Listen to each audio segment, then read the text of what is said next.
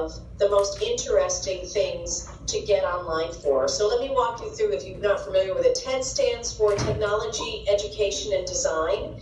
The talk started in Monterey, California. I don't know, maybe it was more than 10 years ago at this stage. The theory behind the TED Talk is this. They would have a conference, and they would find people in varied topics who would come, and their presentations could only be 18 minutes long. It couldn't be longer than that, which I think brevity often makes you really reduce your idea to just its essentials. That's what they were trying to do. And so these conferences were very expensive, and they were kind of fascinating. TED decided, the organization decided they would make these talks available online for free.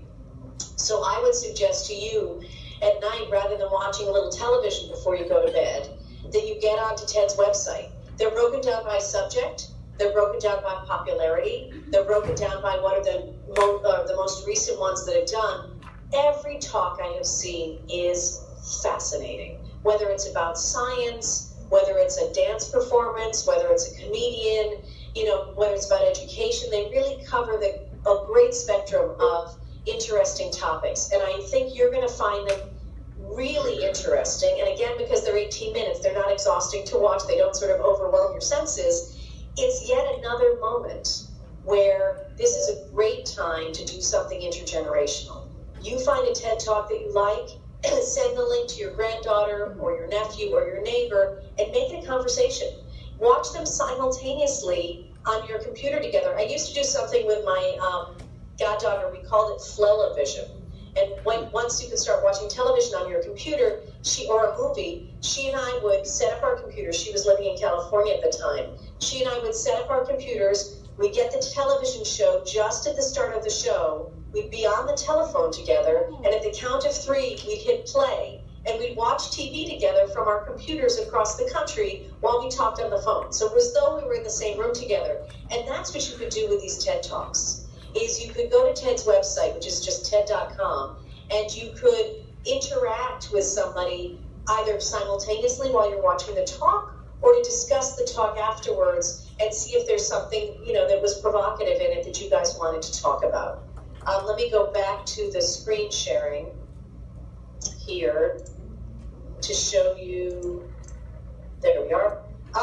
Another website that I think is super interesting to go to, and it's obviously is for those of us that are, digital immigrants, it's seniorplanet.org.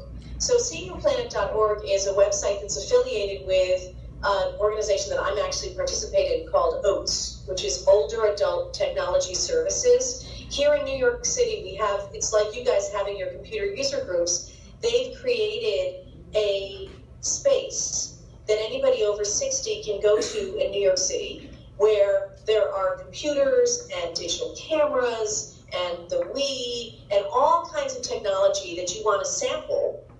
They let you sample it, but you can also bring in your device and they'll answer questions, and you can take classes there. So Senior Planet's website is a branch of that organization where they have great tech information. They also have a lot of current information, most of it geared towards seniors, but some of it is just great information that you want to go to. So seniorplanet.org is a really good website to visit.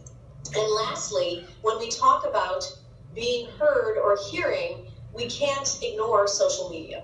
Obviously, the Facebook and LinkedIn and Twitter, along with Snapchat and Instagram, are places where you have the opportunity to voice what it is that you're interested in, whether it's a cat doing a somersault off a bed, or whether it's a fun video that you found online, or whether it's a recipe you want to share. You have Facebook and LinkedIn and Twitter and Instagram and Snapchat as places where you're able to express whatever it is that you want to share, and you're able to see what other people are sharing.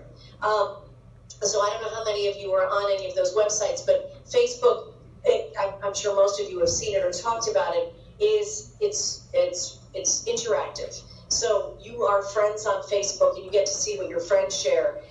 Facebook is more social. LinkedIn is more professional. So if you're trying to decide between the two of them, if you're still in the work field or you're interested in what's happening in different professions, LinkedIn is where you would go for that more than you would Facebook. And the difference with Twitter is sort of a briefer way to discuss things. Yeah, it's supposed to be limited to 140 characters, but now what people do is they just write 140, 140, 140, so that you actually can have a longer conversation. But those are the three most popular, along with Instagram and Snapchat, places where you can be heard or hear other people. I'm going to go back to Connecticut again, and if you've seen me speak, I've said this before, but it's worth repeating.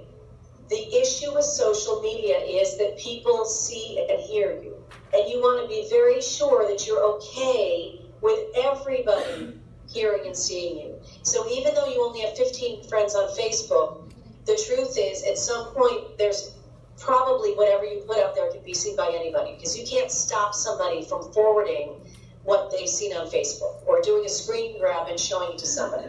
So before you share anything on any of these social networking sites, whether it's Instagram or Facebook, any of them, ask yourself this question: does it pass the front door test? And what that means is, would you be okay if it were hanging on the outside of the front door to your home so everybody could see it? Because that's essentially what you're doing when you put something out on social media.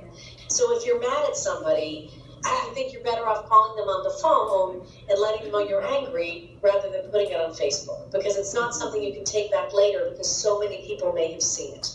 So just be very clear that you're going to filter. This is especially true with your grandchildren. You know, we've heard many stories of people applying for college and not getting in because they had a picture of them drinking underage on Facebook.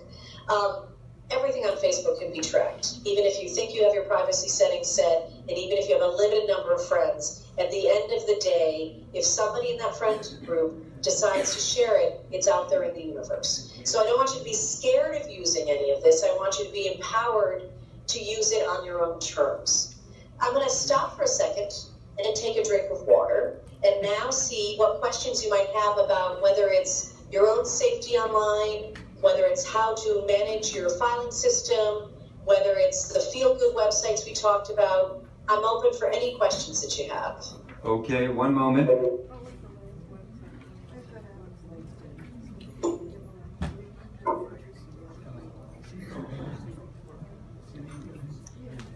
Hi, Abby. I'm Steve.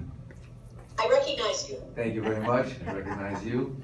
I'd like to know some of the ways that hackers are getting into IP cameras, bank accounts, credit cards, automobile systems these days. Slow down just a little bit. It's sort of the microphone's broken up a little, so I'm only hearing every other word. I could hear you say you wanted to know more about hackers, but I didn't hear the rest. Yes, the techniques they're using to access IP cameras, bank accounts, credit cards, automobile systems, and the like. Okay, good question. Again, in answering this question, what I don't want to do is I don't want to make anybody so paranoid that they decide not to take advantage of what technologies are available to you. One thing you might have noticed, when we started this webinar, I wasn't visible. I was this instead of visible. What I do out of habit is almost every computer that you buy nowadays, I think it's true of every computer, has a built-in camera. There have been tales of people actually accessing the camera so that they can see what's happening in the space. I automatically cover my camera with a little Post-it, the same way that Barry covered the camera for a moment so I couldn't see you guys at the start of the meeting. So that's one thing that I would do right away is, if you have a camera on your device, just out of habit, I just cover it up in case that happens. You know, it's interesting, when we hear about wiretapping, we're back to the days of hearing about Watergate.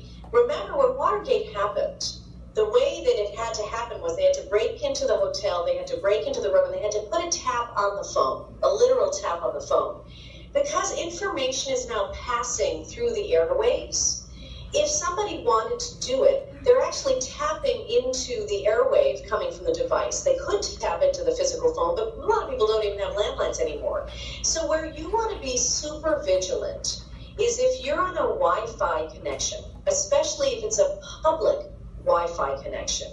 That's where you don't want to do any shopping or any banking online or transmit anything that has your social security number. If you're at home and you have a Wi-Fi connection and you've protected it with a password, the reality is, unless you're somebody super important, it is highly unlikely that somebody that could be found guilty of a felony, which it is, will tap into your line.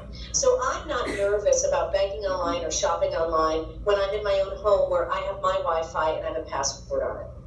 I'm even less nervous if I'm going to a public library, because the space where somebody who's going to potentially break the law is going to take advantage of it is where there are more people. So the place where you want to be super careful of what you do when you're on a Wi-Fi signal is when you're in an airport. Because in an airport, people go unnoticed and thousands of people pass by. So if I were going to potentially break the law, which would have a lot of jail time, I would choose my targets wisely. I wouldn't sit in somebody's driveway, and I wouldn't sit outside of a public library. I'd go to an airport, where a lot of people have paid a lot of money for first-class tickets, so you've got a lot of targets. So potentially, when you're on a public Wi-Fi signal, and you're doing something on your computer, it is unlikely, but not impossible, that somebody's able to break into that signal and actually see what's happening on your computer. They don't have access to the items you don't have open on your computer. It's not like they can suddenly go into your files and start digging into your photographs. What they can do is literally see what you're doing on your computer. So that's where you want to be super vigilant when you're on an open Wi-Fi, that you don't bank online or shop online or do something that's particularly private that you don't want them to see. You're always protecting your social security number. That's the key to identity theft. Credit card fraud, although inconvenient, isn't that bad, because the credit card company, if you notify them that it's a charge that you didn't make, you don't have to pay it. They'll cancel your card and they'll have to reissue a card. So for a brief period of time, you're inconvenienced, but it's not the same as identity theft. Identity theft hinges on your social security number. So from a three-dimensional world point of view, don't have it in your wallet, right? I know it's on, for a lot of you, it's your insurance number. Take your insurance card out of your wallet. When you go to the doctor, bring your insurance card with you, but don't have it in there all the time. Because if you lose your wallet, you potentially are losing your identity through your social security number. So that answers sort of some of the questions. The three-dimensional world is just as threatening. This just happened to a client of mine. She got a phone call from somebody who said that they were from Microsoft. So they were taking a gamble, the person calling, knowing whether she had a PC or an Apple. She had a PC. So then he said on the phone, I'm calling you because your computer's been compromised, and I can help you before they get all the information off of your computer. She got nervous because he said her computer had been compromised, so she allowed him to have access to her computer. At which point they were on the phone for about an hour while it looked like he was sorting out her computer. At the end of the phone call, he turned it around and he said, I've now taken the information off your computer, and if you don't pay me $600, I won't give you back what's on your hard drive. And so she paid him the $600. So the mistake she made along the way, where she wasn't being stupid, she was afraid, and she was gullible. So when somebody calls you on the phone and says that they know that your computer is compromised, they have absolutely no possible way of knowing that. Absolutely they don't. Microsoft doesn't know if your computer's been compromised. Apple doesn't know. They have no way of knowing. So that's when you have a couple of options. You could, I used to do this when I used to get obscene phone calls. You could press a number on your phone and say, officer, this is a fraudulent call, just to scare them. Or you could do what I do now is, when I get a phone call like that, what I say to the person is, whether it's somebody pretending that they're IRS or they're Microsoft, I say, are your parents still alive? And they'll say yes, or their dad is, or their mom is, and I'll say, well, they would be very ashamed that this is how you make your money. And they usually stop for a moment, and they say, well, what do you mean? And I say, no, let's be very clear. Your parents would be ashamed of you if they knew that you are scamming people to make a living. And they get so upset they hang up, and I figure I get taken off the list just because I've upset them so much. So I highly recommend that's the way you do it. So we're going to use common sense. The same common sense we use in our homes, we're going to use with our technology. Don't feel compelled to open up an email if you're suspicious of it. Just throw it away. If, in fact, you are scammed, I did a security talk with a police officer recently, and this is very important. If, in fact, you do succumb to some sort of scam, please call your local precinct and let them know. The budget that they're given for cybercrime is based on the number of crimes that they have been told about. And I know a lot of people get scammed online and they get embarrassed and they don't really think to contact the police department, but the police department won't have a budget to fight cybercrime if they don't know how many cyber crimes have happened locally. So if you get scammed with an email or one of those phone calls happened, call up your precinct and let them know about it, because it's very important for them to get enough funding that they can try to fight cybercrime. That was a long-winded answer to your question. I hope that was helpful. Abby? Yes. I have recommended to the club that... A little slower, Barry. I have recommended to the club that they install a VPN, virtual private network. There are free ones on iOS and Android, and as well as on the computer. Would you elaborate on that for them, please? Well, Barry, I think you have to, because I don't have VPN. So I don't have firsthand experience. What I do have, for those of you that are banking online with your phone, or actually anything with your phone, there are several different methods by which you have a secondary passcode that pops up on your phone. That's the same thing Barry's talking about, that makes you identify that it's you about to take this action. So, Barry, because I haven't done it, I actually can't recommend services firsthand, although I've heard about them. So it would be great when we're done for you to make sure that the group knows what services you think are available. Every doorway that has to be passed through in order to get to your banking online, or whatever it is you're protecting, is a better thing, because it makes it harder for somebody to get on. So I'll give you an example, actually. So what Barry's suggesting is, there's a service where you have to put in a passcode to confirm it's you. But when you're banking online, don't have your banking ID be your name, because that's the first doorway. A lot of people say, oh, make this easy. My ID for Bank of America will be Abby Stokes. And then I have a passcode, and then sometimes they have a third passcode that you have to put in. Don't have your ID be your name in any case when it comes to this sort of stuff, because that's the easiest thing for somebody to guess about you is your name. So remember, even the ID when you're setting up an account is the first point where you're trying to stop somebody from accessing your account. So don't make it easy for them. Don't have a secondary email address that is random, that you use for this purpose, that you don't use for anything else, so nobody knows that email address. And that's your point of entry. Does that help? Great. Are there any other questions?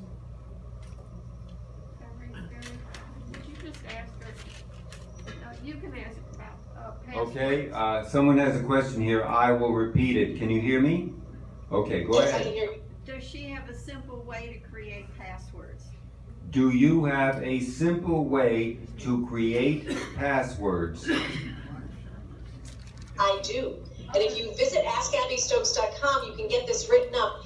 Basically, I have a theory that, a password should be at least 8 characters long, can be much longer than that, a combination of letters and numbers with a capital letter in there. If you come up with something, I did a talk for you guys about this, so I highly recommend that you go to the website so that you can get the document. I'll actually show you how to do that in a second.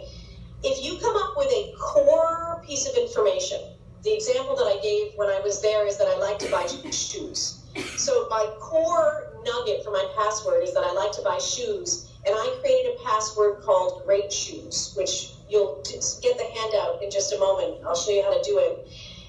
You only need one password for all of your email accounts. You need one password that is unique to each shopping website that you go to, but it's unique. It's going to be too complex to have you guys wrap your head around it. But website addresses don't change like telephone numbers don't change. So if you take a website address and you take your core password and you pluck the first 2 letters from the website address and integrate them into your core password in the same position all the time, you will have a unique password for each website, but it follows a pattern. So all you need to do is remember your core password and where those 2 letters go. So I'm going to do this actually. I'm going to come up to, I'm going to do a screen share here for you guys, just so that you're familiar with where you can get more information on my website. So the website is, everything on the website's free. Nobody's paying for anything. It's AskAbbyStokes.com. And along the header here, you see where it says video tutorials and resources. Either of those will bring you to a page that has handouts that you can print for yourself. And in those handouts, the second one down says choosing a safe password. Go to askabbystokes.com, go to the resources, go to the handout, and print out choosing a safe password. And that's going to walk you through step-by-step this theory I have about having a core password and then changing it with each website you go to. What you'll notice on this list of handouts, there's also a handout called How to Create a Folder. That is the follow-up to what I started with about how you can organize what it is that you have on the computer. So that walks you through how to create a folder system and how to rename a document. The other thing on the website, since we're there, is I created, because the book that I wrote only has so many pages, these are all free on here. These are video tutorials that walk you through certain actions that you can do with your computer or your smartphone or your tablet. And so if you look at the one there that says Video 1, this is how to protect your mobile device with a passcode, which I highly recommend everybody does. Underneath it, it has the words, click here for printable instructions. And if you click on that, what will come up for you are step-by-step instructions that follow up with the video that you will have watched. So I just recommend to you, go to askabbystokes.com, visit where all of the handouts are, because you're going to find helpful step-by-step instructions, and also watch the videos, which each have their own step-by-step instructions in there. I think you'll find there's some topics that we couldn't cover in the time that we have together that you'll find very helpful. Great. Any other questions? Any other questions in the audience? Please come. Go ahead. Yes. So I enjoyed her first book. Is this thing on? Is she now working on a second book? Sam Reed had a question. He said he enjoyed immensely the first edition of Is This Thing On? Yeah. You have produced another one, right? Another book, and a revised one. But what are your plans for the future revisions of the newest book? So at this point, the book that I had out, that you guys, I think the last one that you guys saw was with me on the cover. That book is still in its same state. We haven't done any revisions on that. But if you're somebody, there's the cover of it so you can see it. That's the most recent one. If you are somebody who receives Rodale's mailings, and I know they go out to a lot of people, Rodale hired me to do a special version of the book for their mail recipients. So keep your eyes peeled, because I think they're going to do a mailing out, and I added a whole bunch of different information specifically for them that I actually can't add in my own book right now until they've done their book. So keep your eyes peeled. If Rodale is something you get mailings from, they're going to send you something and you'll have an opportunity to buy a revised version. I do not think they used my title. So just keep your eyes out. It'll be the only computer book they're doing, because normally they do gardening books. But look for my name, and I think they called it Computer and Stuff Made Easy. It's something like that. But look in your mail for something from Rodale. How many copies have you sold of that, actually? Can you say? What'd you say? How many copies of your book have you sold? How many 100,000? I think about 350,000. I think that's where we are now. The publisher only tells me once a year, so that's the last number I had. Okay, great. And your book is obtainable, even though we can't do a merchandising thing, but we know you can get it from Amazon, correct? Absolutely. Amazon, Barnes & Noble. You can go to my website and buy it through my website. So anywhere where books are sold. And we highly recommend it. Okay, are there any other questions? Yes, Barry? Please come, you'll how have does to she come spell- forward. I Yeah, cannot hear you. spell Rodale. One moment. Okay. We're going to take a final question here. Unless you have any other slides, we're going to end the webinar shortly. Sure. Hi, I just want to say thank you, yourself. Ada Grossman. We all loved your presentation again. A simple question, how do you spell Rodale? Oh, such a good question. It's R-O-D-A-L-E, Rodale. So I think Rodale is known because they do a lot of gardening and cookbooks. Yep. And I know everything they do is mail order. So I'm sure you can go to their website and track them down, but I think they have a very large mailing list. But if you're not on it, it's RODALE. I think they're in Pennsylvania, if I'm not mistaken. I think so, yeah, they are in Pennsylvania. You're right, they're based in Pennsylvania. Well, I just want to say thank you to you guys. I'm sorry that I'm not there three-dimensionally, but it's very nice to see you, even if it's in this format. And I'm so glad, kudos to Barry, that it all worked. Okay, and I'd like to thank Abby Stokes. Let's say thank you very much. You look wonderful after your cruise. Say it again. I said you look very good, well tanned after you come back from your cruise, I see. Thank you. I was sailing in the British Virgin Islands. Wonderful, wonderful. Well, thanks Have a again. good rest of your day. Take care now. Bye-bye. Bye-bye, everybody. Wave. Bye-bye. Thank you.